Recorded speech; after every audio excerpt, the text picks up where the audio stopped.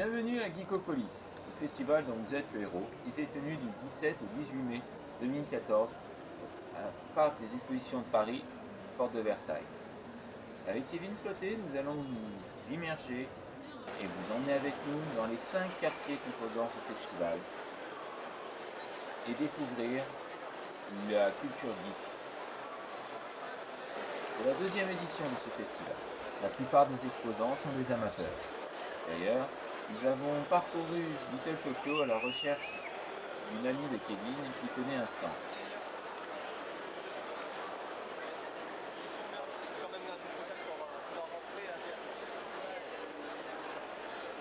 Little Tokyo, cela signifie culture japonaise, donc manga, produits dérivés, sabre, animation, mais aussi des dérivés à la française, comme un stand d'animation de tir à l'arc, que nous allons nous approcher, tenu par Evangélie, un des personnages du dessin animé Wakfu, produit par Ankama, et Wakfu est un dessin animé français.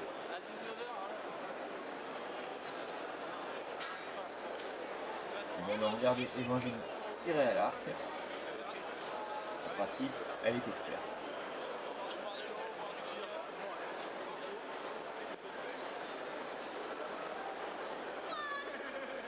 Mais c'est pas gagné.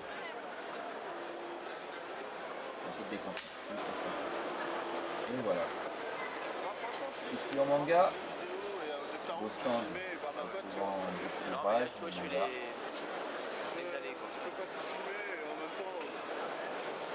Tout le monde dans les allées.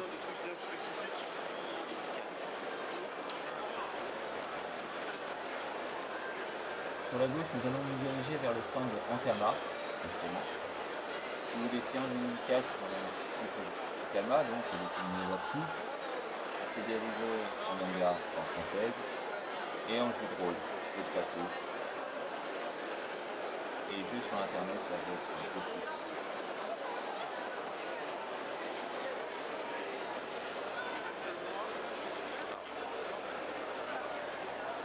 Là, nous approchons du rêve de Kevin, et juste devant nous, voilà, une exposition d'une collection complète de Optimus Prime, fait de Transformers. C'est aussi un stand qui présente beaucoup d'autres choses, comme ce Dalek, que Kevin n'a pu s'empêcher d'aller voir, évidemment. Produit dérivé du Docteur Who. Ah, Kevin a enfin trouvé son ami Jessica. Non mais c'est stylé.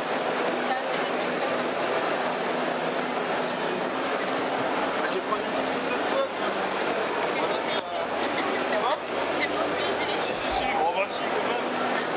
Allez avec ton stand.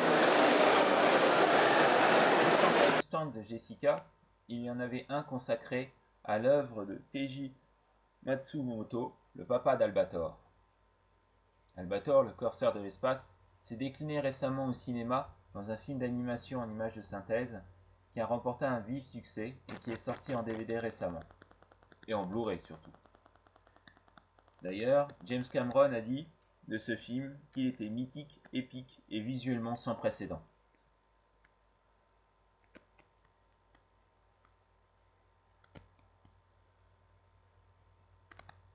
Albator s'est décliné dans de nombreuses séries, mais le film a été un véritable succès.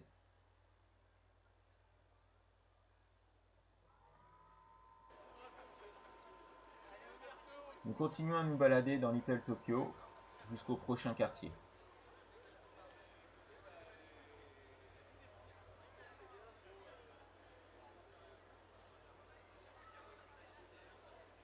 Et nous tombons sur ce plateau représentant quelques scènes mythiques de manga comme Animetom et surtout les Saint Seiya. Nous quittons Little Tokyo, mais nous tombons nez à nez avec... Ah, Kevin l'a vu? Kevin, t'es où? Oui, t'as vu? Il y a Shredder. Et voilà, il ne peut pas s'empêcher d'aller le voir. Shredder, Huntress et le docteur à côté de Shredder.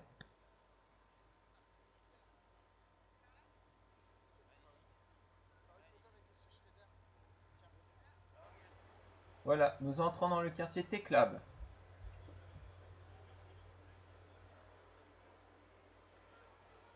Le quartier Teclab est consacré aux nouvelles technologies, aux sciences et aussi aux jeux vidéo. D'où le grand sourire de Kevin quand nous sommes arrivés.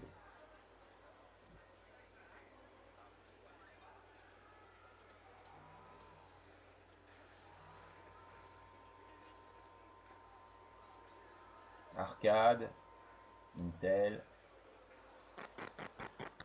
possibilité de jouer, possibilité d'aller en réseau.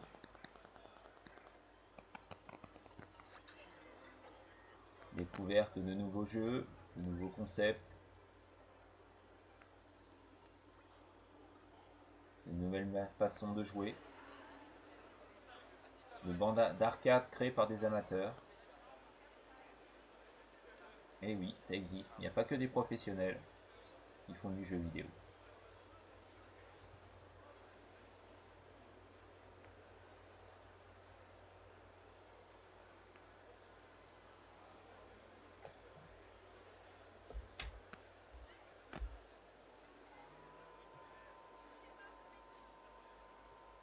Que fait une harpe au milieu de jeux vidéo?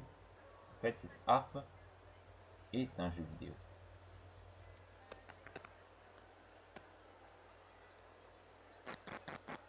Ah, Kevin a trouvé de nouvelles choses à voir. Oui, effectivement. Les cosplays ont été magnifiques. Dans chaque quartier, nous avons rencontré des gens déguisés avec un souci dans le détail important.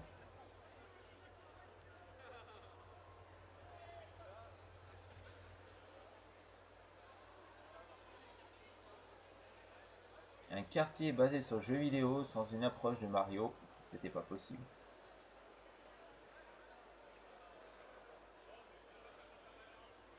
Mais ce n'y a pas que le jeu vidéo dans ce quartier. Nouvelle science, nouvelle technologie. Nous avons rencontré un robot. Eh oui, un robot humanoïde. C'est passionnant. Nous quittons le quartier Teclab dans quelques instants pour aller à un autre quartier, le quartier Nautilus. Inspiré de l'œuvre de Jules Verne, ce quartier est consacré à cette période, disons, du fin du 19e siècle au niveau du design. Beaucoup de BD à la française ont été inspirés par cette époque. On peut parler d'Abdel Blanc-Sec, par exemple. Mais cet univers a aussi inspiré de nombreux créateurs de BD, de séries, actuellement.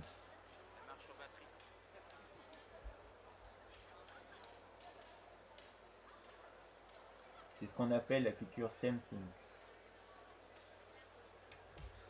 Enfin, on en retrouve une presque, qui se balade.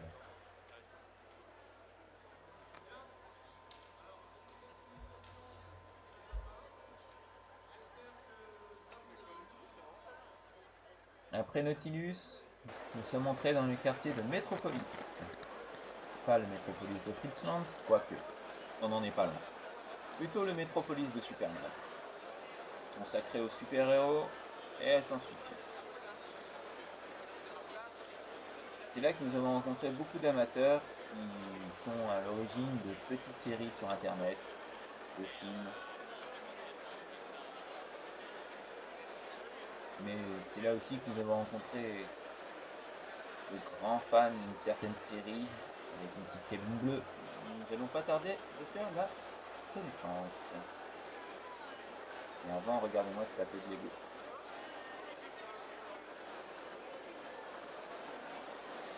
Ah, il y avait aussi des amateurs de Stargate SG1 qui ont un souci de reproduire au détail les instruments de leurs héros. A noter aussi ce stand qui était consacré à l'œuvre de Tim Burton. Je repose sur timburton.net.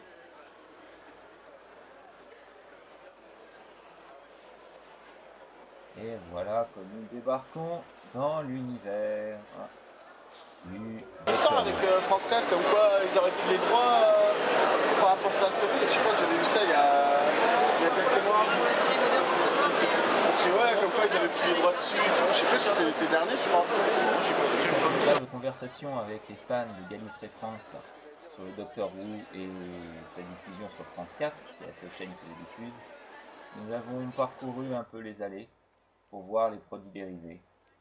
Nous sommes tombés sur des tournevis, des TARDIS en miniature, des Daleks. On appuie dessus qui nous disent extermination. Bah, Gizmo, qu'est-ce que tu fais là? Nous avons quitté le Docteur et nous sommes tombés sur des Jedi, des chasseurs de primes, avec l'univers de Star Wars. On quittait vraiment de loin le Docteur Who. Grosse présence du Docteur pendant ce festival.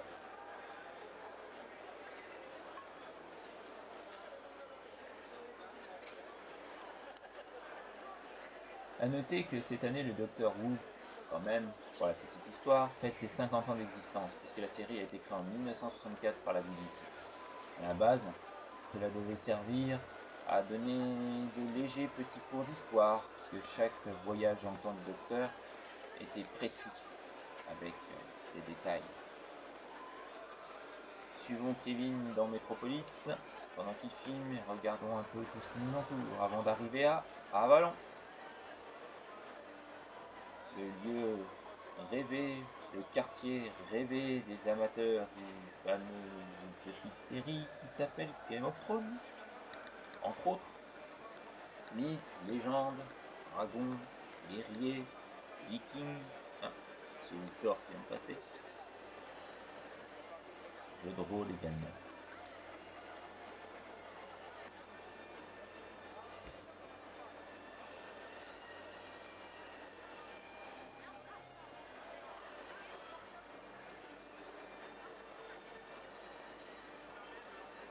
Avalon est le dernier quartier du festival, mais il en restait un autre. Un tout petit, le quartier spécial jeux.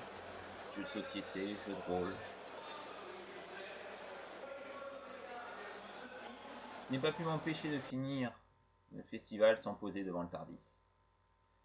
Rendez-vous pour le prochain reportage de ce style pour le Japan Expo.